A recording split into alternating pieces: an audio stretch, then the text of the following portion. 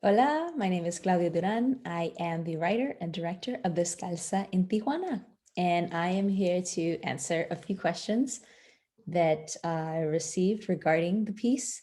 Descalza en Tijuana, was first performed as part of Trigger Warning at Chicanas Cholas y Chisme Festival. And the assignment and the exercise was to write about a word that sets you off, that you've been called as a woman or seen as a woman. And for me, the word lazy brought upon all of these different memories um, of past relationships. So I have here a couple of great questions from people. I have a question here to answer from Andrew Cervantes, a fellow writer, asking, do you think that Cassandra knew before going to Tijuana that she was going to leave Antonio? I think it was definitely a 50-50 gamble. She was maybe 50%, I'm out of here, 50%, but maybe I should stay and make this work with my other half, but she was definitely on the fence. um, I have a question here from Jaime Mallorquin. He asks, what do you feel was the final straw for Cassandra? I think I think the final straw was, I'll help you pay for it. I think that was the line that made her go, you know what? I don't need your money. I don't need your pity. That's not what I'm here for. There's only so much she can put up with. So I think that was her walking papers moment where she's like, I'm out, peace. I hope I didn't ruin anything if you haven't seen it yet. So hopefully you'll watch it. So that was a big one. And I have here a question from Mercy Flor Islas. Why do you think women consider staying with cheating assholes? That's a great question. I'm not sure. I think what happens is, just the way men can be cheating assholes. I think women are also cheating assholes, even if we don't admit that to ourselves. We are.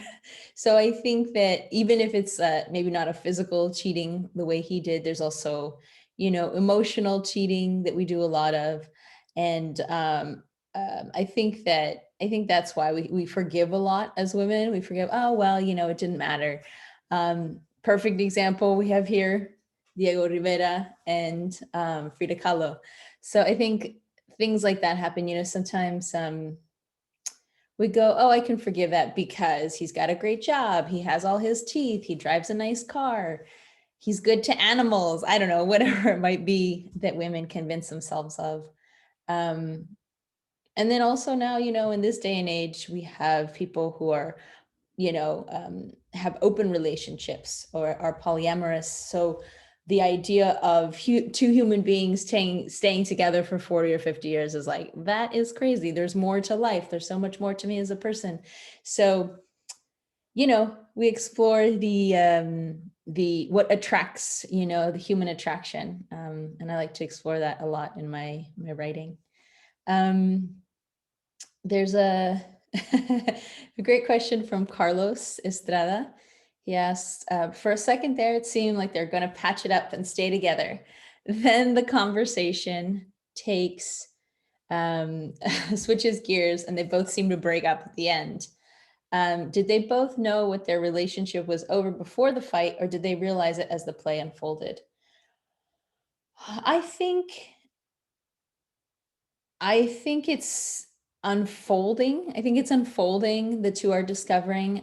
Perhaps Cassandra is a little bit more out the door than Antonio is. But in his truth, as he's, even though he's drunk in wine, there is truth, right? Although he's spilling out his heart out and realizing it's not going to be accepted or enough for Cassandra, it begins to unfold and unravel for him as well. So, you know, I don't think they're done. I have a I have a series of different events that can happen next and prior. So I would like to make this Descalza en Tijuana a part of a bigger piece, of a bigger project. I think there was more to these two than we were both aware of. And who knows, maybe Antonio isn't even the daddy. You know, there's many things that can happen, I think, with these two fun characters. So yeah, they definitely were realizing it as they were going that this was going to be a very hard road. But, you know, I think that's partially true for most relationships. What else do we have here? Eric Silva asks, does Cassandra give Antonio another chance? I think because there's potentially a child on the way, I think she might. I think she might. You know, we'll see him at, I don't know, at Junior's, I say Junior, I don't know, at Junior's birth and, you know, christening, and there might be more to their relationship in the future. Isabel Garcia asks, what are Cassandra's issues with Antonio? It seems they go deeper as the discussion comes up. Has she already been debating breaking up with him, or is this part of her anger towards herself? I think there is probably a laundry list of issues for Cassandra with Antonio. You know, we don't know what Antonio does. We only know that Cassandra has a big promotion. She's, you know, maybe she's a little bit up, you know, in terms of status compared to him. I think that's probably going to be an issue for her.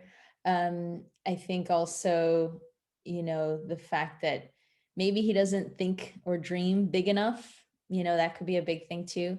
So that seems to come up, you know, and he really doesn't say the right things, you know, and maybe she'd want to be with someone more poetic, I think, or someone who has, you know, is able to express themselves more eloquently, I would say. So that's a huge part, right? Like thinking, oh my gosh, I have to live with this person, at least for the next 18 years while we have this child. If we have this child, I'm going to be, you know, her realization of like, oh my gosh, I'm going to be stuck with him is maybe too much for her to bear.